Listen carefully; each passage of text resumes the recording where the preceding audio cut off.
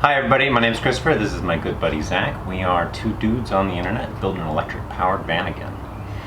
In this episode, and right now in general, we are dangerously close to getting a full systems test in place. But we still have a couple more things on the chassis to check, couple piddly little things, and Zach's got a metric ton of welding that needs to be done. That is true. This battery box is all done in components, but I have to weld the bottom on it so that when we put the batteries in it and wire it all up, it's done. We don't want to put the batteries in it, wire it up, do a test, and then have to take the batteries back out to finish welding it. We want it to be done once it goes together. So, trying to get that done. We're going to keep marching towards our goal. No promises though, you know, technology is unpredictable at times and something could pop up. So, stick around guys. This should be a fun one.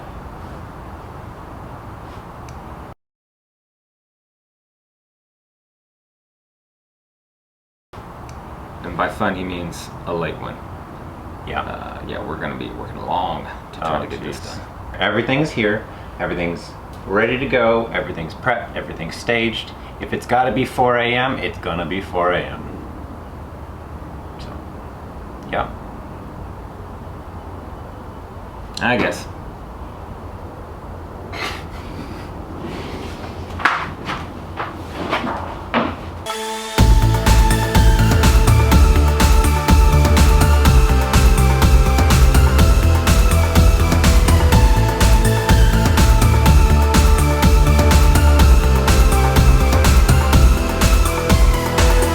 I'm in the hole. I'm gonna settle in here for a little bit, do some wiring on this back side, and then hopefully we can get it shoved in real quick. And geez, oh, we're getting close. We're doing a lot of real good work up in this area, and I wanted to point out some things while, you know, I'm thinking about and working with it. But basically everything in the 12-volt system is from here over, right? We got power coming out from the DC to DC converter, and that'll go to the battery, which will sit right here. It's off screen right now. From the battery, we have a bunch of different lines that need to be energized. We have this guy. He's the rear 280 grid power. We have two lines here, one for the power brakes and one for the power steering. And then we have this guy here that goes to the front, right? This is a replacement of the original main power line trunk that came in this vehicle from the get-go. That goes up to the front to a little power distribution post, right, this guy, and he sits up there under the dash, and then that also further distributes power to the rest of the system.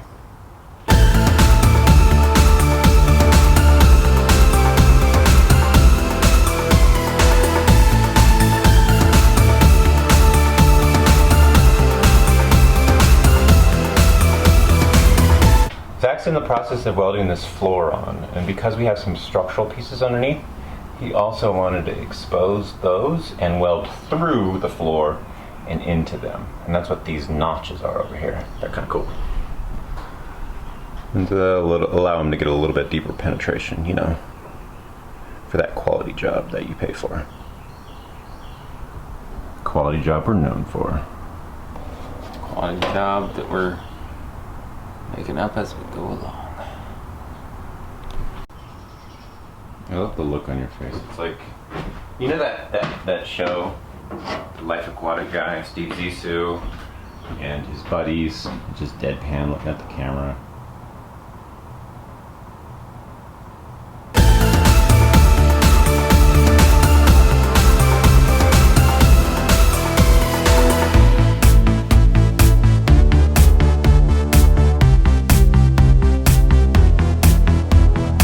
So starting at the top, what we have here is a big old bunch of orange wires that's not connected, that's just in place for the mock-up. And that comes straight down here through our positive and negative contactors. That in combination with our pre-charge relay and pre-charge resistor enable the high voltage circuit to become complete. First thing that happens is the negative contactor turns on, then the pre-charge relay turns on, which trickles power from this terminal to that terminal very slowly over a period of time, and enables the high voltage current to be turned on without like sparking on the inside of this contactor right here. This pre-charge assembly prevents welded contacts. So we have two big old monster fuses that come off of this, then they go down via two copper spacers. There is an elevation change between here and the items below it. Now we have a negative bus bar and we have a positive fuse breakout thing assembly here with power going to our DC to DC converter and future accessories. Maybe we'll run a heater, who knows. Once the positive and negative contactors are on, power is available to these posts, to our accessories, and to our motors in this light orange going up. We have down here an AVC2 charge controller, which interfaces with our J1772 plug assembly, so that when there's a charger plugged into this right here, it enables the charger and disables the drive unit. So that's all of this down here. The next step is to start plugging in fuses, validating our circuits, double checking everything, and we're pretty darn close to a full systems test. So that's coming up soon.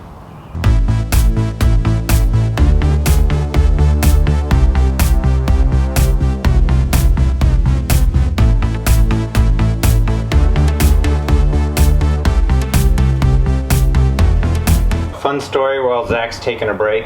I come out to the shop and he's rigged this up. It's an air blaster with a little hose running through it. I think you can kind of see there, maybe. And this guy got it plugged into a box of baking soda. I mean, it sort of worked. He sort of got what he was doing, and it was an admirable effort is what it was. So I went and I bought him this, an abrasive media gun, sandblaster.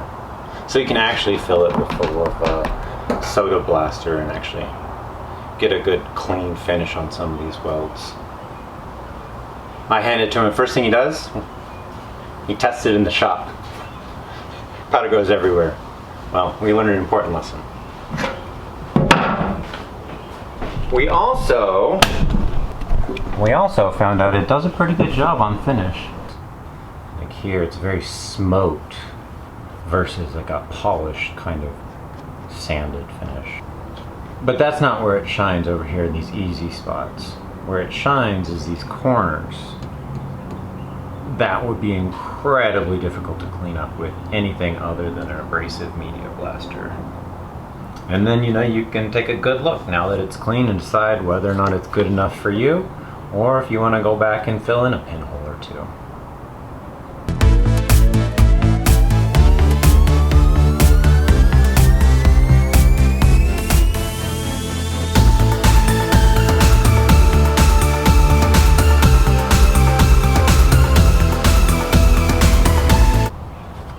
Alright, we're up here at the front of the van. The back of the van's done. We're making some more huge progress. We got our parking brake wired up, huh? This guy's ready to go, and we can do a test on it. So let's plug them on in. Bink.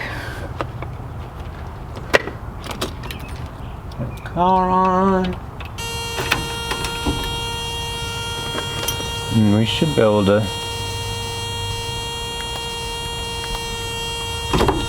should be able to.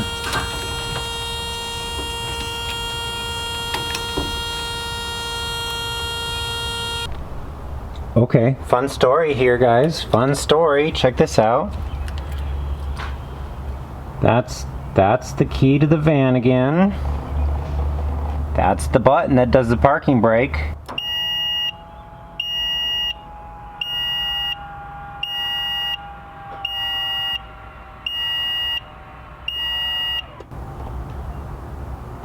Okay, yeah, no. Watch this.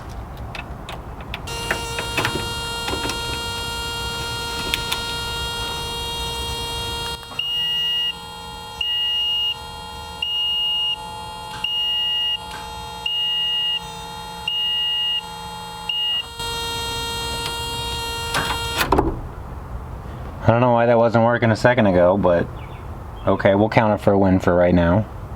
A little bit strange, but I guess you can work a regular parking brake when you don't have the key in.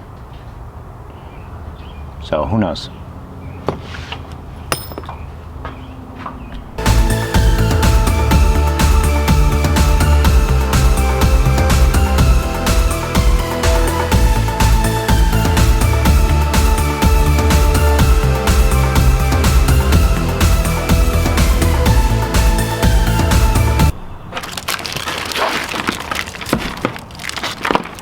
Alright guys, I want to show you this. My box of carnage. I don't know, I guess I'm a little bit proud of this. I managed to break some wire nippers, that's pretty exciting. A couple misconnections here and there, you know. Got real close to making something happen with that one. This one got called off at the last minute. It's unfortunate. Lots of happy endings though, you can tell. All these little nubs got finished off about that length. That's a happy ending right there. A clean connection, that's what I'm talking about. Of course, there's a problem, you know. Sometimes it's just 2 inches too long and it just doesn't fit, so you gotta trim off the end. See, you know, 2 inches too long, that's the problem.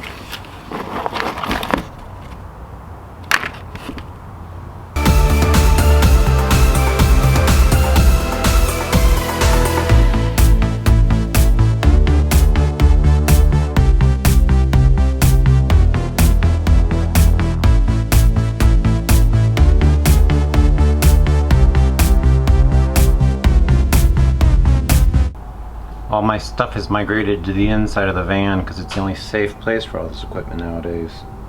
Then I can still access it from up front, which is still very much needed because I'm not quite done figuring everything out. But we are ready for the next step. We are ready for a test, and this is exciting. So we're gonna go up here, we're gonna take a look at the head unit. Okay, so we got the head unit, it's plugged in, right? You can see our dongle. Can you see a dongle? You can see our dongle, that's the CAN bus termination. We have one in the front, we have one in the rear.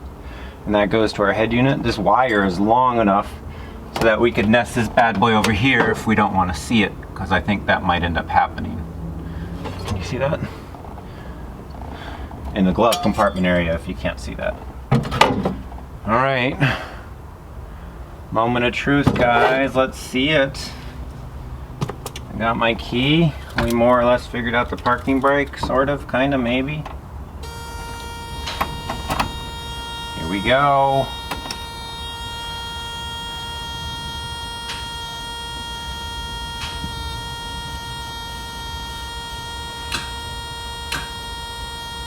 That clicks good.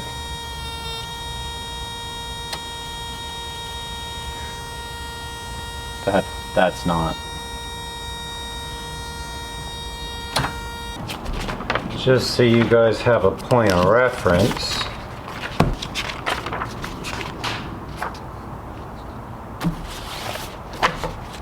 That's what the home screen's supposed to look like. So we're gonna give our vendors a call, see if they can assist us in resolving this problem. And do something else, I guess. Well, it's the end of the workday. You just saw all the things that we did, all of our wins, and then the big loss, the gray screen. Gray screen of death. You know, I had every intention to go into like 4 in the morning to see these wheels spin. Yeah. You know, because we have all the things, like literally everything is here. It's just now we're blocked. Yeah. Yeah, the battery box is full welded. It doesn't look great. It's functional, but I may find a way to address the look of some of these welds. I'm not too worried about it. Functionality is important here. Yeah, it just bugs me. But on the plus side, I'm getting decent at welding aluminum. If I had to do this now, I think I would have welds that were consistent enough just to be cool with. But since this is where I learned, That's how it is. but yeah, gray screen of death is the big bummer. Well, we still have a couple more hours that we're planning on working before this video goes out, so maybe something will change. Maybe. Maybe it won't. We'll probably make more progress on the battery box, and we'll probably get a little bit closer, but you know, I'm done making promises here. The wheels are not spinning in any episode ever. You know, it's just not gonna happen. Oh man, what does homeboy say? People ask him how long. He says 2 years. 2 years. 2 years ago he said 2 years. Now he says 2 years. When he's like 5 minutes from being done, he'll say 2 years. 2 years. It's gonna be done on a Friday. Not sure which Friday, but a Friday. 2 years from now, the wheels will spin. Right. Well, This may or may not be the end. We may or may not be seeing you in 2 weeks. in other words, we're not making any promises. Yeah. We're so out of womps. But we can say this. Thanks for watching. See you later.